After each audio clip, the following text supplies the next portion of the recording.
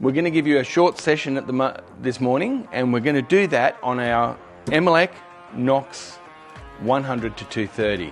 Now this is an awesome high bay.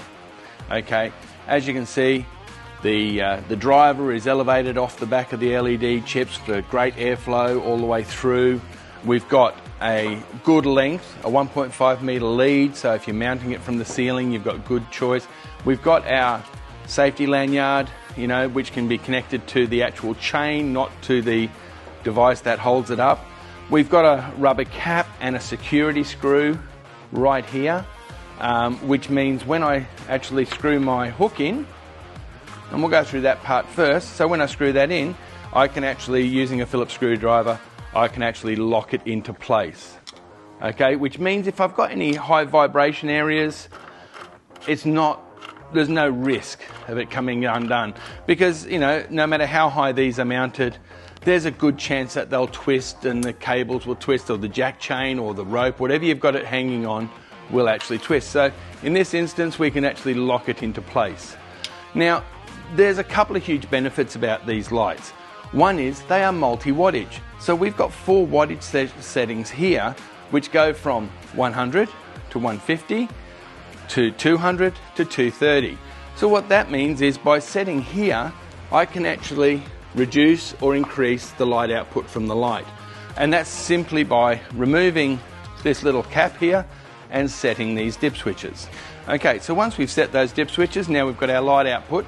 Now, we also have another great feature of this light, and I'm just going to sit it down here because it is quite heavy. Okay, so this light has the facility of being able to have a sensor installed. Now, the sensor is an accessory, it doesn't come straight with the light.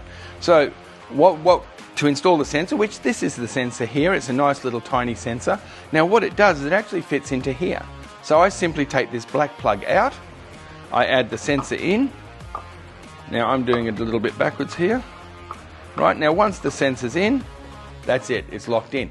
Now, what that sensor now allows me to do is a little bit like daylight harvesting. So if I've got a warehouse and I've got corridors or aisles with stock and things like that, but not every aisle is occupied throughout the day, I don't want to be running this light 24/7 or, you know, depending on how long the business works. I want to be able to turn them on and off automatically. What this sensor allows me to do is to do exactly that. So I would set this sensor at a resting of probably 20%, and as soon as it senses somebody, it can ramp up to 100%, so we get maximum light. Now the beauty of that is until it senses somebody, and if the light level is low enough, the light will turn on. But if I've got enough light coming in through the roller door and it's satisfying my sensor, it won't turn on because it's bright enough. But if I have a low light level, as soon as I walk near it, it's going to come on and it'll come straight on to 100%. Remember the benefit of LED, instant on is instant off. So it will come straight on to 100%. Followed by, once I've moved on and I've gone further down and I'm out of reach of this sensor, it will drop to 20%, or wherever you have it set. There's multiple settings. So once it drops to that 20%, it'll stay at 20% for a set time that you have set, and then eventually it'll turn off. So what we're doing is we're now minimizing the use of these lights because now we're controlling it with a sensor. Alright, so a really huge advantage, but the sensor, remember, is an accessory, does not come with the light. When you buy the light, you simply get it with the little black plug plugged in the middle like you see there. So now there's another feature that we can have, which is on the back here we have a removable plug. Now that plug allows us, if we choose, to put another sensor in there to bring additional cabling in for 1 to 10 volt, because even though these are multi-wattage, we can actually still bring in a 1 to 10 volt dimming system if we need to. Now remember, these are high bays and they will only dim to 30%.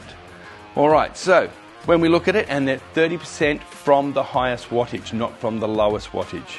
Alright, so we've got a good solid cast aluminium high bay, great heat sink, multi-wattage, good solid hook to hang it on. We've got our safety lanyard in case something breaks. and we can hook that straight onto the chain. Do not hook it onto here. We've got our security screw here to lock our hook in. We've got the facility here for a sensor to go into the middle there. It's IK8 rating. Now, it's only an IK8 rating simply because of the ability to have the sensor in the middle. The rest of the fitting is basically an IK10, but that is the weakest point, so it brings it back to an IK8. That is plugged off safely until you choose to use the sensor part of it. We have a range of sizes, and they range from 50 watts right up to 300 watts in 3 different lights. So we have the ability to have multi-wattage in a good IK8 IP65 light fitting.